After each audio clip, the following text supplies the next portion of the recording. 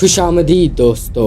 कौन जानता था कि आज से लगभग 750 साल पहले 1280 ईस्वी में पश्चिमी अफ्रीका के एक देश मली में एक ऐसे बच्चे का जन्म हो रहा था जो बड़ा होकर इस धरती का आज तक का सबसे अमीर इंसान बनने वाला था। इतना अमीर कि आज के टॉप बिलियनियर्स जैसे कि Elon Musk, Jeff Bezos, mark Zuckerberg, Mukesh Ambani, Warren Buffett, Bill Gates और बाकी के अमीर लोगों की अगर सारी वेल्थ और जायदाद एक साथ भी जोड़े तो भी इसकी रईसी के पास भी ना आए। इस बच्चे का नाम और कोई नहीं बल्कि मंसा मूसा था। मंसा नाम का मतलब सुल्तान या बादशाह है और ये बच्चा मंसा मूसा मली का सुल्तान बनने वाला था, क्योंकि मंसा मली के सुल्तान फगाले का बेटा था, इसीलिए वही शाही गद्दी का असल हकदार होने वाला था। लेकिन तारीख में एक और थ्योरी भी सामने आती है जिसमें बोला जाता है कि मूसा असल में मली के 90 सुल्तान अबू बकर कीता का एक भरोसेमंद मंत्री था और इसीलिए उसे सल्तनत मिलने वाली थी। तो ये बात है 1312 ईस्वी की, जब मली के सुल्तान अबू बकरी ने अपनी हुक्मरानी को समंदरों के पार भी फैलाने का सोचा और उसने 3000 लोगों का लश्कर तैयार किया और उनकी सरबराही खुद करने का फैसला किया। फिर जब वो जंग के लिए निकले तो मली देश की सारी जिम्मेदारियां अपने मंत्री मूसा को दी, मगर कुछ महीने और साल गुजरने के बावजूद भी सुल्तान अबू बकरी की कोई खबर नहीं थी। तो मली के लोगों ने मंसा मूसा को ही अपना सुल्तान बनाया। एंड शॉकिंगली मूसा के सुल्तान बनने के बाद मली देश तरक्की की अलग ही बुलंदियों को छूने लगा, जिसकी मेन वजह सोने और नमक पर हैवी टैक्स लगाना था और मली में बहुत से मिनरल्स की खोज करना था। और इस दौलत ने सुल्तान मूसा को इतना अमीर बनाया कि आज अगर किसी एक्सपर्ट से पूछा जाए कि मूसा के पास कितनी दौलत थी तो उसका जवाब होगा इनकैलकुलेटेबल। वेल, इस दौलत का अंदाजा हम इस बात से लगा सकते हैं कि साल 1324 में सुल्तान मंसा मूसा हज के सफर में निकले और इस सफर में वो अकेले नहीं था, उसके साथ एक बहुत बड़ा काफिला था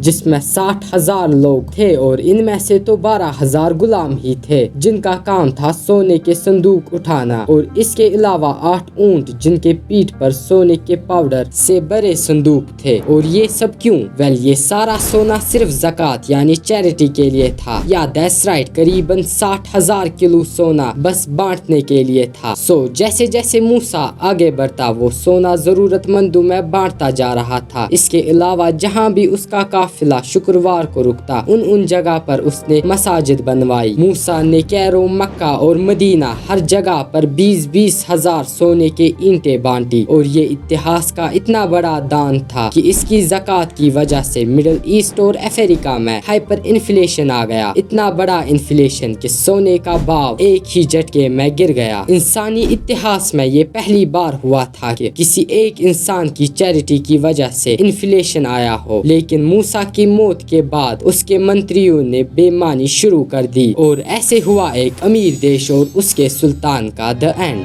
वेल, क्या लगता है आपको इसके पास कितनी दौलत थी? कमेंट्स में जरूर बताइए। सो इतिहास की इस सच्ची घटना से हमें एक सीख मिलती है। आज भी एक देश तभी बुलंदियों को छू सकता है जब उसका प्रधानमंत्री लोगों का चुना गया हो, जैसे कि मली के लोगों ने मूसा को चुना। तो अगर हम भी भारत में सही प्रधानमंत्री को चुने तो हम भी एक तरक्की याफ्ता मुल्क बन सकते हैं। अगर आप अपने वोट का सही इस्तेमाल करना चाहते हैं तो पहले मेरी इस वीडियो पर जरूर क्लिक करें।